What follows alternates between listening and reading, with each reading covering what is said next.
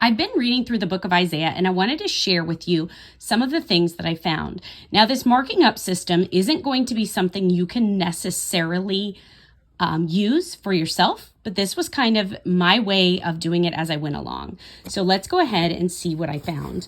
Verse 1, this is the vision concerning Judah and Jerusalem that Isaiah, son of blah, blah, blah, blah, blah, blah, blah, blah, blah, blah, blah, blah, and Hezekiah, kings of Judah. I'm not even going to try to pronounce those names. So there it is. Now, listen in verse 2 is an imperative verb. It's bossy. It's bossy. Isaiah's saying, listen. And who is he talking to? He's talking to the people of Judah and Jerusalem. And he's talking through a vision from the Lord. Okay? So he says, listen to them and give ear. So I double underlined those. Who's supposed to give ear? Who's supposed to listen? Judah and Jerusalem. So I drew this little arrow here from Judah just to remind myself that that's who's supposed to listen. For the Lord has spoken. Okay, so I color-coded the Lord with the same color throughout. That is part of my 3 color code system, and that is very doable for you. Okay. I circled some of these clue phrases or clue words that are telling me important things. So I wanted to make note that this is a vision. Also, I've got the word but here, and I'll go on and show you more as I go. So we know that the Lord has spoken. Now we've got quotes. This is a clue. Pay attention to the quotes. I have raised children and brought them up, but they have rebelled against me. Okay, so God is talking, right? And so I highlighted these words that are similar. Verse 2, listen. Verse 10, hear and listen. So I use that same color for that same idea. Okay, so sometimes these just mean synonyms. Hear is a synonym for listen. So I color-coded those with the same color. When you're looking at a book like this that's complex, you need to just look for repetitions, okay? If it's repeated, it most likely is important. So look for repetitions. Use one of your colors for the repetitions. Now, when I turned the page, if I had something about the word listen or hear, I didn't necessarily use the same color because I didn't want to have to flip back and look into that. So I just made it simple. Use the same colors on the page unless you see something super obvious, and then move on to some different colors on the next page. The only colors that I kept the same were the color that I used for the Lord. So every time he was mentioned, I color-coded him in green. Okay, so let's move on. He says, I have raised up children and brought them up, but they have rebelled against me. So I've got this word rebelled in this kind of brown color, and then rebelling over here. And do I have it again? Nope, 2 times. I boxed around it because this is what this is about. They've rebelled against him. And God says, why do you keep rebelling? So I squared around that. I just wanted to note that those were the same, and it seemed to be the theme of the whole part here, okay? And actually, it's the theme of all of Isaiah, is they're rebelling against him, and he's giving them warnings not to do that, right? Okay, so then we get to verse 3. The ox knows its owner, and the donkey its master's manager, but Israel does not know. My people do not understand. So a lot of times when I'm marking up the Bible, I put a mark through negative words like not. The reason why I do that is just so I can pay attention at a quick glance that that's something negative, all right? So once again, I circle the word but Israel does not know. My people do not understand. So see how I use the same color for know and understand? They don't know, they don't understand. Let's see if I use that same color anywhere else. Nope, that is it on this page. That's the same idea. He's talking about Israel, and we know God is talking because it says the Lord has spoken, and we've got quotation marks. Verse 4, alas, O sinful nation, a people laden with iniquity, a brood of evildoers, children of depravity. Notice the exclamation mark. They have forsaken the Lord. They have despised the Holy One of Israel and turned their backs on him. Okay, so here's the thing. Sinful, inequity, forsaken, despised, turn their backs. They're all really similar thoughts, right? Maybe not no soundness, but I don't know. These for certain are. So I went ahead and made a list. I numbered them. I used the same color because these are the same idea. And then I made a list. Sinful, inequity, forsaken, despised, turned their backs. This is what they're doing wrong. This is how they rebelled against the Lord. Why do you want more beatings? Why do you keep rebelling? Your head has a massive wound, and your whole heart is afflicted from the sole of your feet to the top of your head. There is no soundness, only wounds and welts and festering sores, neither cleansed nor bandaged, nor soothed with oil. Now, I definitely could have taken a color and marked up the metaphor that God is using here. So let me grab a color here. Let's use this gray mild liner, and we're going to go ahead and color code these massive wound. Okay, so a massive wound, afflicted, those are similar ideas. Wounds, welts, festering sores. So then we've got a negative word here. We've got the word neither. That's negative.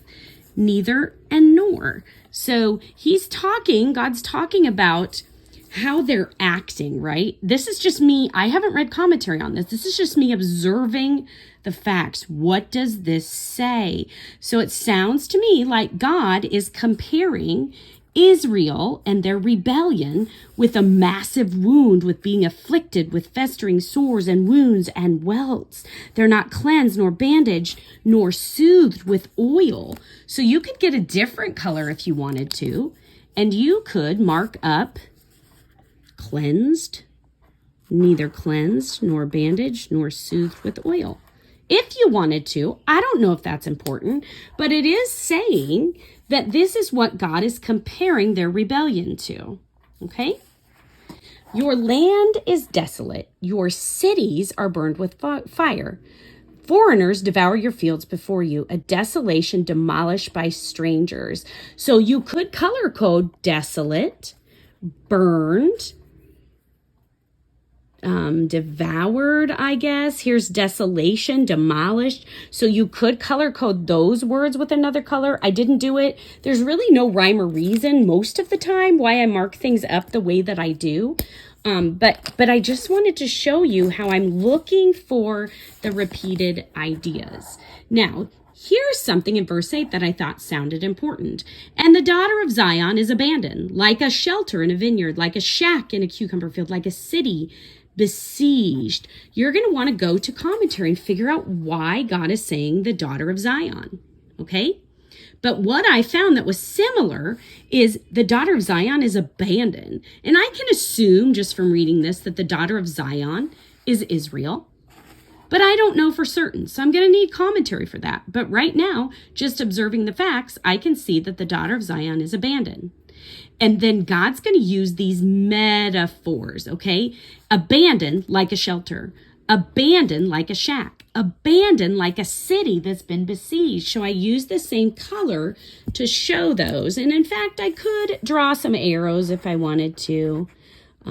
Like this. That just sort of gets messy though. So I tried not to do that here. I tried to just use the same color.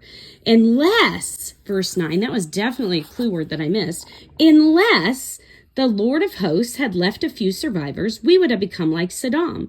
We would have resembled Gomorrah. Okay? Now, at what point did God quit talking? Go way back here.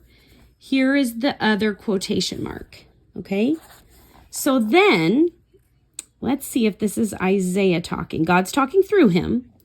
but it's not a direct quote of God. So that's why in verse 9 it mentions the Lord, but it's not in first person. It's not saying, unless I, the Lord of hosts. It's just saying, unless the Lord of hosts had left a few survivors. I'm trying to film with one hand and put marker lids on with the other, so bear with me here.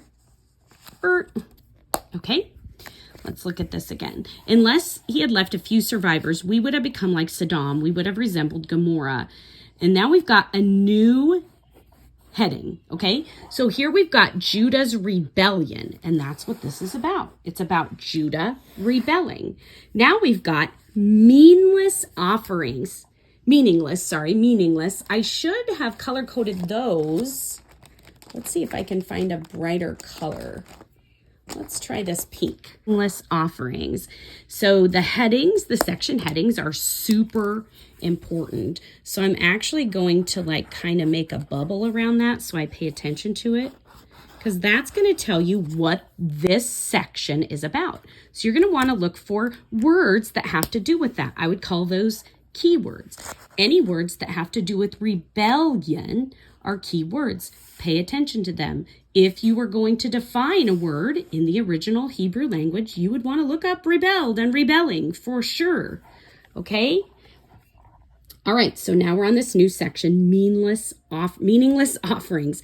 Hear the word of the Lord. Now remember, Isaiah had just said, listen, the Lord has spoken. Here he says, hear the word of the Lord, you rulers of Sodom. Listen to the instructions of our God.